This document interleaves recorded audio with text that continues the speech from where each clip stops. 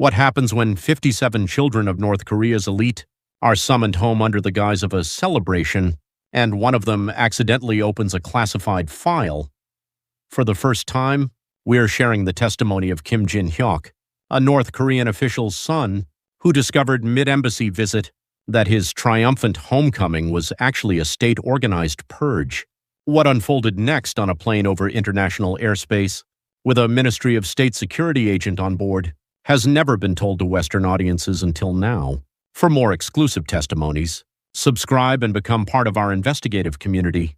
I thought it started around 2023. Someone studying abroad suddenly came home. Their phone went dead. They vanished, leaving behind nothing but a vague phrase, health reasons, taking time to recover. It happened in Beijing, in Moscow, in London. Word got around. But I didn't take those rumors seriously. Honestly, I told myself it had nothing to do with me. I was Kim Jin-hyuk. My family was different. I was 25, a senior in the business school at Nanyang Technological University in Singapore. I lived on the 37th floor of a condominium overlooking Marina Bay. Weekends, I was at the clubs on Sentosa Island with friends. My wallet held a Citibank Platinum card. 5 suits tailored in Milan hung in my closet. My father was deputy director of the Bureau of External Trade. My grandfather was a decorated war hero, a battalion commander in the operation to retake Seoul during the Korean War. My great-grandfather fought as an anti-Japanese guerrilla in the forests of Mount Paktu. 3 generations of loyalty, 3 generations of honor. On the living room wall of our home in central Pyongyang hung a black-and-white photograph. My grandfather shaking hands with Chairman Kim Il-sung, framed alongside medals and commendations. I was certain whatever misfortune fell on others couldn't touch us. Our family had proven its loyalty in blood across 3 generations. That shield, I believed, could never be broken. At 16, I left for Switzerland, the International School of Geneva. I still remember those winter days sitting at the dormitory window, overlooking Lake Geneva, working through French homework, watching snow settle on the Alps. I was lucky, I thought. My country is raising me. My classmates were Saudi princes, Swiss bankers' sons, heirs to Italian noble houses. At first they looked at me with curiosity, the boy from the East. But when they heard my English, my French, saw the confidence I carried, they welcomed me. I was one of them, maybe more. They were simply wealthy. I was the descendant of heroes. My mother sent a letter every month. Those letters, tucked in blue, international envelopes, were my most treasured things. Jin-hyuk, it must be getting cold there. Wear your warm clothes. Grandfather heard news of you and was so pleased. He said our Jin-hyuk is making our country proud in a distant land. Your father is busy with trips to China but always asks after you. Your brother Jinsu made team captain in soccer. Good at everything, just like you. We're all well, don't worry, just study hard. Every time I read those letters, my eyes burned. With a family this solid, a foundation this certain, what could possibly go wrong? For university, I chose Singapore. My father had picked the school himself. Jin-hyuk, you've gained your culture in Switzerland. Now learn something practical economics. Singapore is small, but it's a hub of global finance. Study business there and you'll do great things for our country's development. His words were full of conviction and I received them the same way. Nanyang's campus was beautiful. Walking tree-lined paths to class in the morning, studying late into the night in the library, sitting with friends at the Hawker Center over chili crab, and talking about the future, I was happy. My grades kept me in the top 10% of my department. Professors praised my presentations. On weekends, we ate at restaurants along Clark Quay, wine in hand, the Marina Bay sands glittering across the water. This is my life, I thought. How beautiful it is. 3 years passed. By May 2024, my thesis was nearly finished. The topic shifts in East Asian trade structure and the outlook for Northern economic cooperation. My advisor was urging me to submit it to an academic journal. I was confident. After graduation, I'd return to Pyongyang, help my father, and eventually take a key post at the Bureau of External Trade. That was the plan. Then, one Saturday night in mid-May, I was in the living room with my laptop making revisions when my phone rang. Choi Yoo-jin. She was a junior in the economics department, same university. Her father was a director at the Ministry of External Trade. Her mother, a professor at Pyongyang University of Music. We'd met at a gathering of North Korean students in Singapore and had meals together from time to time. Bright, warm. "Oppa, it's me, Yoo-jin." Her voice was shaking. Hey, what's wrong? Oppa, I have to go back to Pyongyang this week. Out of nowhere? It's not a holiday. My dad is sick. He's in the hospital. They said I need to come take care of him. Something felt off. Director Choi had visited Singapore on a work trip just a month ago. We'd had dinner together with Eugene. He looked perfectly healthy then. What kind of sick? I don't know. My mom wouldn't say on the phone. Just told me to come home. What about school?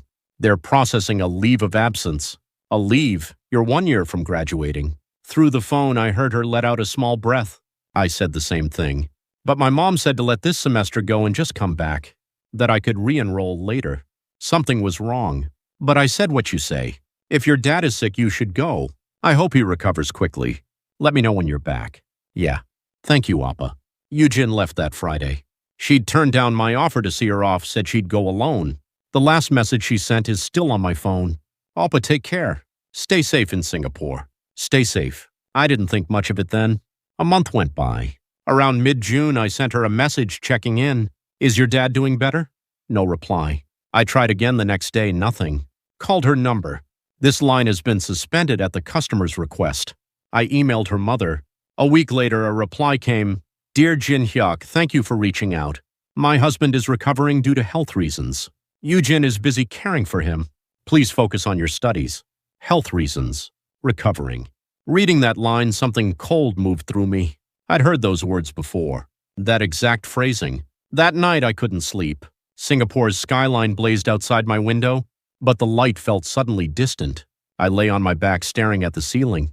In 2023, when a student in Beijing came home health reasons, recovering, the one who disappeared in Moscow, the one who went silent in London. Same words every time. What did it actually mean? For the first time, I felt afraid. A hairline crack, small but real. The first fracture in the safe world I'd believed in. Still, I told myself I'm different. 3 generations of loyalty. That can't happen to me.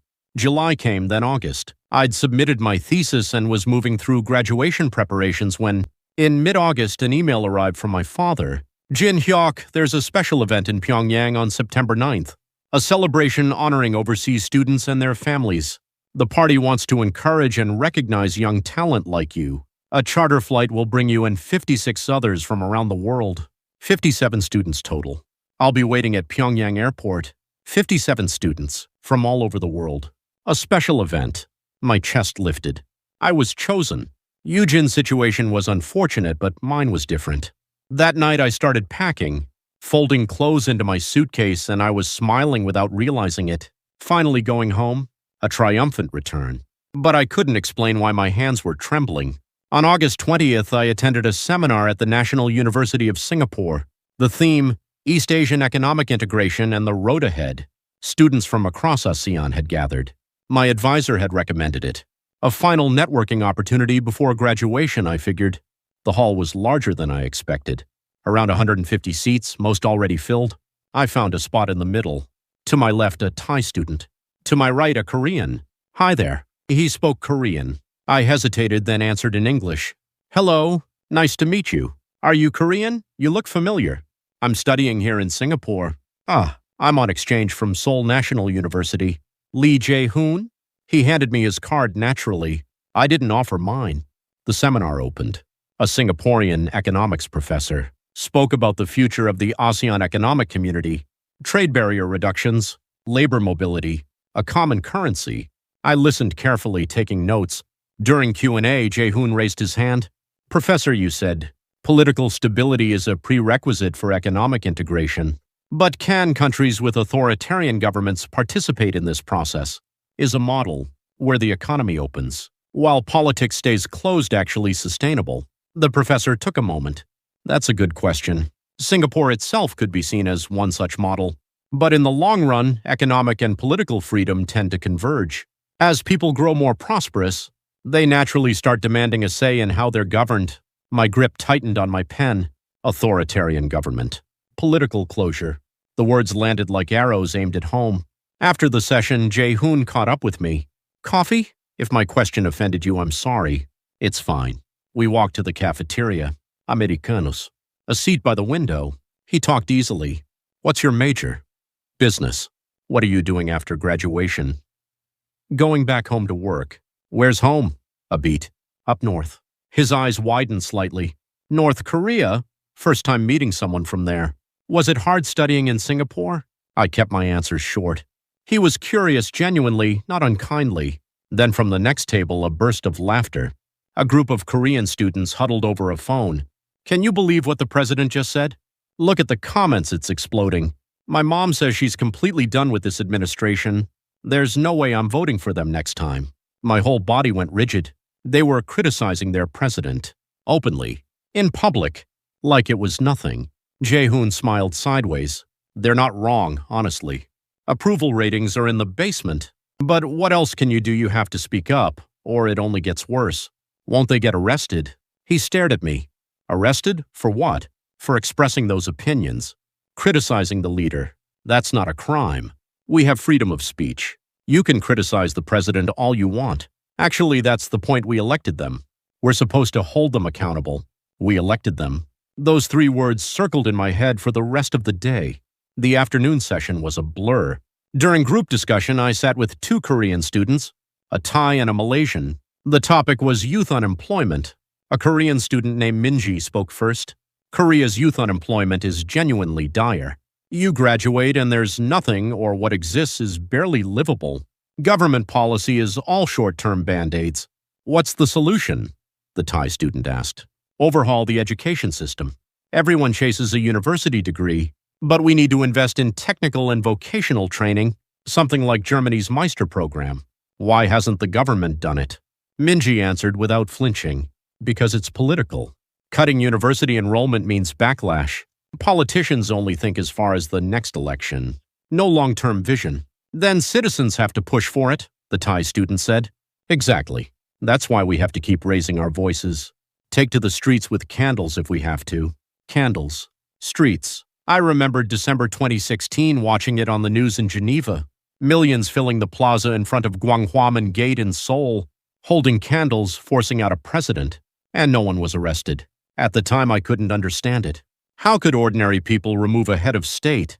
And how did they show up for work the next morning like nothing happened? The seminar wrapped at 6 p.m. I walked out into the last light of a Singapore evening, the city alive. People laughing, young faces bent over laptops and cafe windows. I stopped walking, looked around. These people were living without fear, saying what they thought, criticizing when they wanted. No price to pay for it. And me? 6 years abroad, Switzerland, Singapore. Luxury apartments, designer bags, yacht trips. But not once had I spoken a thought freely. Always careful. Always self-censoring. Always bracing for something. I was wealthy. I was not safe. That night, back at my apartment, I found an email from my father. Jin Hyuk, have you confirmed your ticket for September 9th? Pack early. A new beginning awaits you in Pyongyang. I'm proud. A new beginning. I stared at those words. Was it really, or was going back an ending? I opened my laptop. Searched North Korea overseas students returning home. Mostly positive articles. Elite talent placed in key positions upon return. Reassuring headlines. But I kept thinking about Yu Jin. About what health reasons recovering was actually covering up. I didn't sleep. At around 3 a.m. I got up and stood at the window watching the city lights. And for the first time, I admitted it to myself. I was afraid. I didn't want to go back. But I also knew I had no choice. On the afternoon of August 29th, I went to the North Korean embassy in Singapore. My father had told me to confirm my name on the roster. I figured it was routine. The embassy was about 20 minutes by taxi from Orchard Road. I showed my ID and walked in. I'm Kim Jin Hyuk. I'm here to confirm my name on the September 9th roster for Pyongyang. A young staffer led me to a conference room on the second floor. Please wait. The officer in charge will be right with you. He left. Table. 4 chairs. A window overlooking Singapore. Maybe 5 minutes passed. I noticed a blue file folder on the table. The cover read September 9th, Special Return Event Classified. I knew I shouldn't touch it. But fear and curiosity hit at the same time. The hallway was quiet. The door was shut. I checked and opened it. The first page was a boarding list. 57 names. Kim Jin Hyuk. Father Kim Cholmin, Deputy Director, Bureau of External Trade, Singapore. There I was. But something was wrong. Beside some names, small red stars. I traced my finger down the list. 17 names had them, including mine. My heart slammed. I turned the page. The September 9th schedule. 3:00 p.m. airport arrival. 3:30 welcome ceremony. 400 transfer to the People's Cultural Palace. And below that, a line that stopped my breath. 500 p.m. loyalty oath ceremony. Red Star subjects. I flipped faster. A header list of subjects for ideological re-examination. 17 names. My name was there. Below it, an explanation. The listed subjects following the public loyalty oath ceremony will be separated into a designated room. The extent of ideological instability during overseas residence will be assessed and the necessity of re-education determined. Separated. Re-education necessity determined. The next page hit harder. Notes. Subjects must not be notified in advance. They must perceive this as a normal homecoming. Families are to be kept uninformed. Then footsteps in the hallway. I shut the folder, slid it back. My heart was slamming. Sweat in my palms. The door opened. A man in his 50s. Comrade Kim Jin-hyuk, sorry to keep you waiting. I'm Ree Cholson, Consular Affairs. Your name is confirmed on the boarding list. September 9th is going to be quite an occasion. I managed. It's an honor. Your father is very pleased. Please be at Changi's private terminal by 10 a.m. on the 9th. Understood. I walked out. The sun hit my face, but inside I was ice. I sat on a bus stop bench. Ideological re-examination. Separated. Re-education. Eugène's face surfaced, and I finally understood what health reasons recovering had been covering up all along. At 10 p.m. that night, my phone rang. Unknown number. I answered. A low male voice. Comrade Kim Jin-hyuk? Yes, my name is Park Song-ho, embassy staff. There's something I need to tell you urgently. Can you come to the Starbucks inside Paragon, shopping mall on Orchard Road? Now. I couldn't say no. 30 minutes later, I found him in a corner seat. Late 30s, thin, wire-rimmed glasses. What is this about? He checked the room, leaned in. You opened the folder this afternoon. Everything stopped. There's CCTV? I'm the one who monitors it. I watched you open that file. He paused. I didn't report it. I deleted the footage. Why? My brother is on the list. Park Song-min. He's studying in Berlin. His name has a red star next to it, too. His eyes were unsteady. He said it quietly. This isn't a celebration. It's a purge. The air left my lungs. The party has decided to sort through the privileged class. With overseas exposure, the children of high-ranking officials in external trade and foreign currency management. They've seen too much, been given too much, been too free. 17 of the 57 are flagged as risks. After the public loyalty oath, they'll be pulled aside. Called a special interview, but that's not where it ends. Some go to re-education facilities. Others, he stopped. Some don't come back the same way. My family? If you go in, your father's position becomes untenable. But if you don't show up, the consequences aren't much better. Either way, there's a cost. He was quiet, then said, You have until September 9th. Think carefully. About what? Whether to get on that plane. What happens if I don't? I can't answer that. But one thing is certain, if you board, there's no coming back. He stood. This conversation didn't happen. Then, pausing, My brother leaves Berlin on September 5th. I have no way to reach him. But you're still in Singapore. He left without touching his coffee. I sat alone under the bright mall lights, surrounded by people carrying bags and laughing, and I understood for the first time what that letter from Pyongyang actually was. Not an invitation, not a test, a summons with the verdict already written. 10 days left. I didn't sleep that night either. At 3:20 a.m. I was standing at the window. I'd made up my mind I had to call my father. Directly. 6 rings. Then he picked up. Hello? Low. Careful. Dad. It's Jin-hyuk. Jin-hyuk? What time do you think it is? Dad, I need to ask you something. Silence. Then, hold on. Footsteps. A door opening, closing. He'd stepped out of the room so he wouldn't wake my mother. All right, talk. I took a breath. Dad, are we safe? A long silence. 5 seconds. 10. 15. Jin-hyuk. His voice was shaking. First time in my life I'd ever heard it shake. What do you know? My name has a red mark next to it. The file says I'm on the list for ideological re-examination. A low sound, something between a groan and an exhale. Where did you see that? At the embassy. By accident. Another silence. Then Jin-hyuk. Come home quietly. Surviving is what matters. What are you saying? Don't push. Just endure it. Take the oath. Keep your head down, do what you're told. That's how you stay alive. Dad, I'm on the re-examination list. I know. I couldn't believe it. You knew. I was notified a month ago that a number of overseas students would be reviewed, that your name was on the list. Then why didn't you tell me? What would it have changed? The exhaustion in his voice was bone deep. You had to come home regardless. Go through the review, be cleared, and it's over. That's the best outcome. My hands were trembling. Best outcome? What happened to Eugene? She's recovering due to health reasons. Is that actually what's happening? He didn't answer. Dad, tell me. Jin Hyuk. His voice cracked. I want to protect you, but I'm already in a vulnerable position. The External Trade Bureau is under investigation. Our whole department is under pressure. What are you saying? It's a power struggle. Our faction is losing. And in that moment, everything clicked. Why I'd been sent to Switzerland at 16. Why Singapore? The platinum card, the condominium, the tailored suits. I wasn't my father's achievement. I was his proof of loyalty, his shield. We were never the honored family, I said quietly. What? We weren't the glorious lineage. We were the shield. He didn't deny it. The silence said everything. Jin Hyuk, listen. His voice went desperate. Go to the airport on September 9th. Get on the plane. Come to Pyongyang. Go through the review. Be cleared. That's how our family survives. And if I don't go, a long silence, then, barely above a whisper, then all of us are finished. My eyes burned.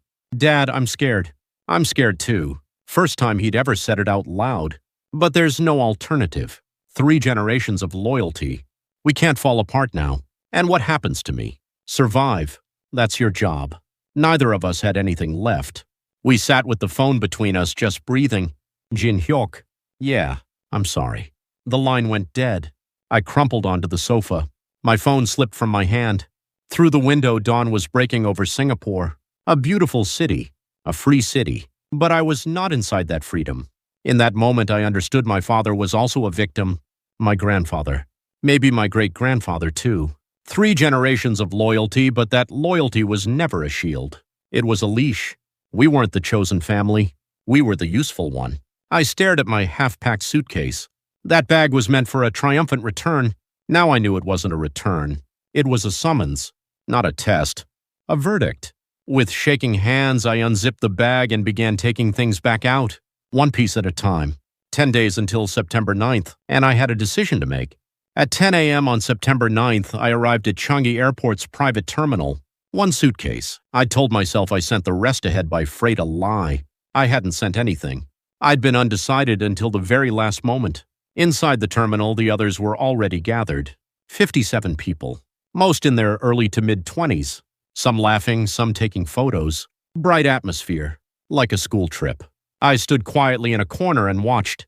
I kept thinking about the 17 red stars on that list, scanning faces. I couldn't tell. Everyone looked fine. Everyone looked happy. At 11 a.m., the boarding announcement came. People lined up. I joined. My heart was hammering.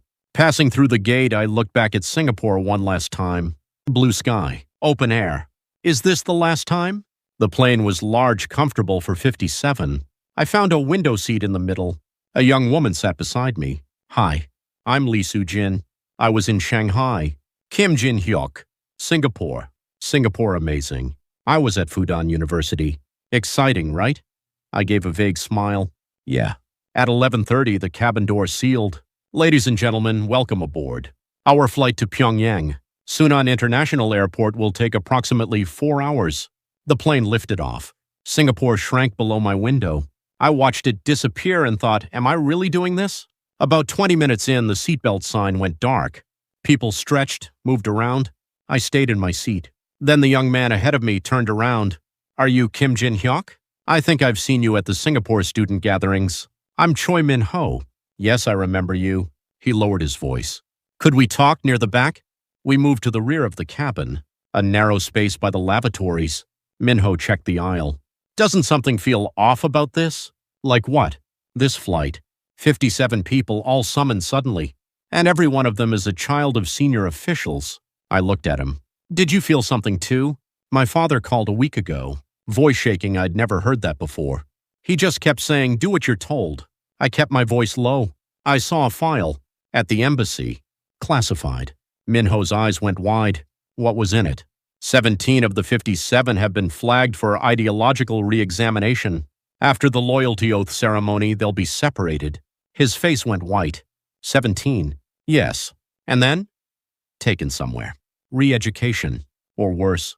At that moment, Sujin stepped toward us. She'd caught enough. What are you two talking about? I told her. The red stars. The re-examination list. The separation plan. The color drained from her face. So right now we're... Then a man stood up at the front of the cabin. 40s. Dark suit. His voice carried across every row. Attention, passengers. I am Kim Dong-chol from the Ministry of State Security. I will now be collecting all mobile phones from every passenger. The cabin went silent. Our phones? Why? A security check before landing in Pyongyang.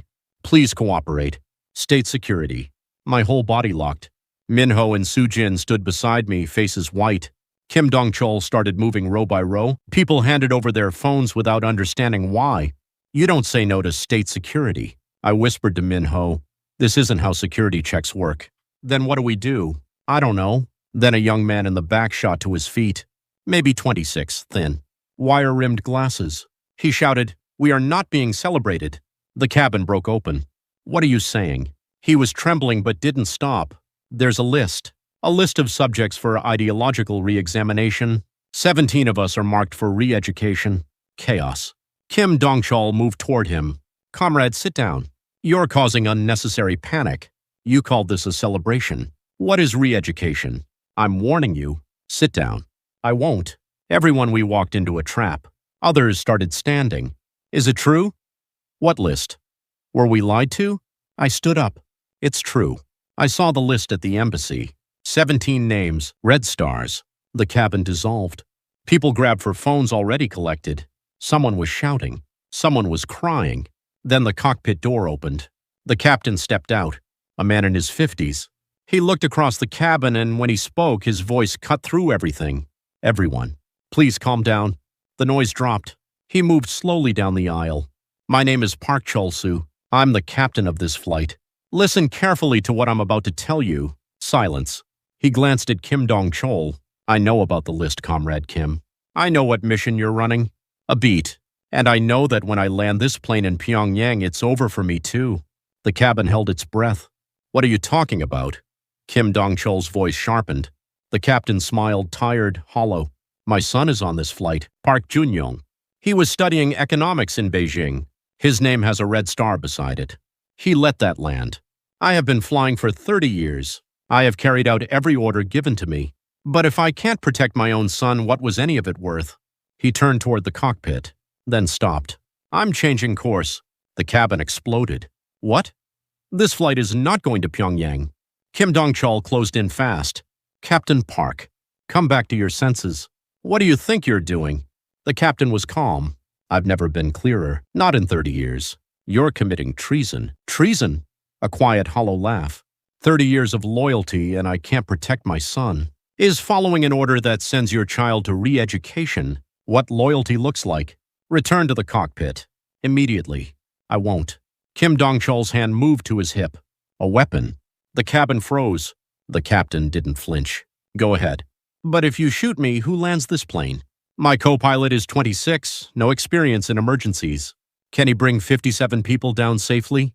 Kim Dong-chol's hand stopped. The captain turned to face the passengers.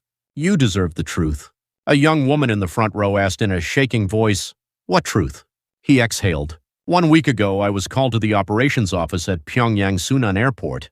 A briefing, they said. But I was shown a document, the full plan for September 9th. The schedule 3 p.m. arrival. 3:30 welcome ceremony. 4 p.m. transfer to the People's Cultural Palace. And then he paused. 5 p.m. public self-criticism. The cabin murmured. 17 of you would stand on a stage and confess, publicly, to wavering ideologically during your time abroad, to being corrupted by capitalism, to doubting your country. After that, transfer to re-education facilities. How long? 6 months? A year? Maybe longer. A male student called out, What about the rest of us? The other 40? Are we safe? The captain looked at him with something like grief. You're not safe either. You'll watch those 17 stand up and confess. That's your lesson. Learn what happens when you stray. Learn the price of freedom enjoyed abroad. This can't be real. It's not punishment. It's a sorting. His voice dropped. A sorting of the privileged overseas class. The party has decided the children of officials, with access to foreign currency and external trade, have seen too much, been given too much, stayed too long in the free world. That makes them dangerous. My chest tightened. My father's voice came back.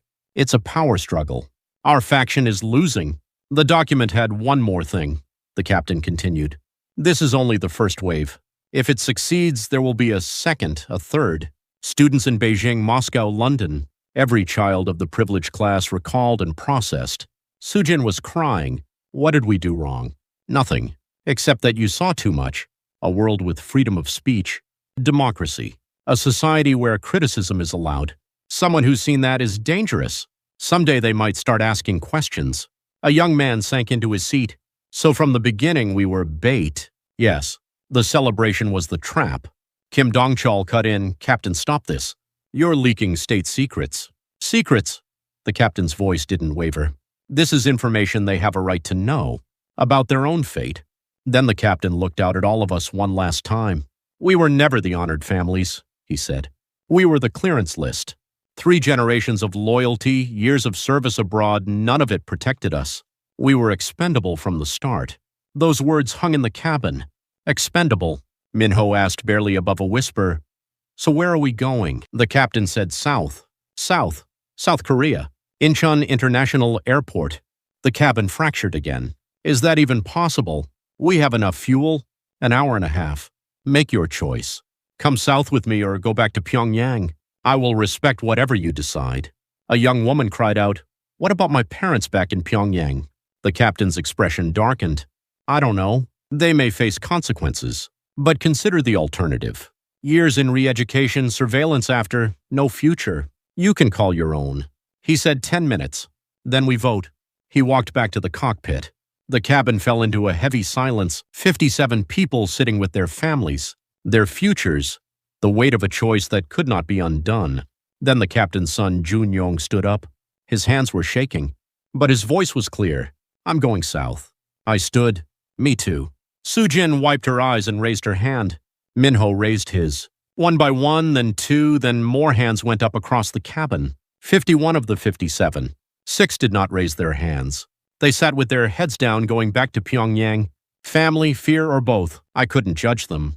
The choice belonged to each person alone. The captain nodded. Understood. He returned to the cockpit. Ladies and gentlemen, we are changing course. We expect to arrive at Incheon International Airport in approximately 1 hour. Kim Dongchul dropped into a seat. He had nothing left to do, nothing left to say. The plane turned south. Clouds streamed past the window. I pressed my forehead against the cold glass. The cold felt real. The only real thing. Sujin cried quietly beside me. Mom, Dad, I'm sorry. I took her hand. No words. We'd all left people behind in Pyongyang. None of us knew what our choice would cost them. An hour passed. We are entering South Korean airspace. Prepare for landing. Below the window, the Yellow Sea. Then land. South Korea. The wheels hit the tarmac. Brakes screamed. The fuselage shuddered. Then stillness. We had landed. No one cheered. No one smiled. Somewhere in the cabin, soft, suppressed crying. Police cars and fire trucks staged along the runway. The jet bridge locked on. The door opened. The captain's voice came through the PA one final time. Ladies and gentlemen, welcome to South Korea. From here, the choice is yours. The 51 of us rose and moved toward the door. The 6 who weren't coming stayed in their seats, tears on their faces. I caught one of their eyes as I passed. We looked at each other. Then both of us gave a small bow. The choice was done. I walked the jet bridge. My foot touched the ground. South Korean soil. September sun. Clear sky. Airport staff and police waited kind, careful. But we stood there stunned, like people who'd only just remembered how to breathe. I turned back. Through the plane's windows, I could see the 6 who'd stayed. They were watching us. We looked at each other through the glass. Sujin was still crying. Minho stared straight ahead. Jun-Yong held his father's hand, the captain, who had just thrown away 30 years of a career and everything that came with it. I said it quietly, mostly to myself. We didn't give up privilege. Sujin turned. What? I said it again a little louder this time. We didn't give up privilege. We let go of fear. Minho nodded. Junyoung gave a small, worn smile. Sujin pressed her hand to her mouth and then slowly wiped her eyes. We had lost everything. The condominium, the platinum card, the fine restaurants, the honor of being the loyal family across 3 generations, and most of all the people we left behind in Pyongyang. But we had gained one thing, the freedom to choose, to live without a monitor over our shoulder, without bracing for the knock on the door, without being someone else's shield. Whether that was worth more than what we lost, I honestly can't say, but this much is certain: it was ours. For the first time, truly only ours. An immigration officer looked up at me. Your name? Kim Jin-hyuk. And where are you coming from? From Singapore. From, I stopped. From North Korea. He nodded. Welcome. We're glad you're here. Welcome. That word hit somewhere deep. Back in Pyongyang, there had been no welcome. Only tests. Only verdicts. Only lists with stars beside names. The September sky above Incheon was wide open. Planes coming and going. People moving freely in every direction. I thought this is where it starts. The real life. My life. Beginning now. Throughout preparing this story, I kept coming. Back to the weight of a single choice. Kim Jin-hyuk and the 51 others left their families behind in Pyongyang. They carried that guilt, that fear, and still, they chose freedom. They learned in the hardest way possible that some things matter more than privilege. I hope that their courage and the heaviness of what they chose was not in vain. Thank you for watching until the end.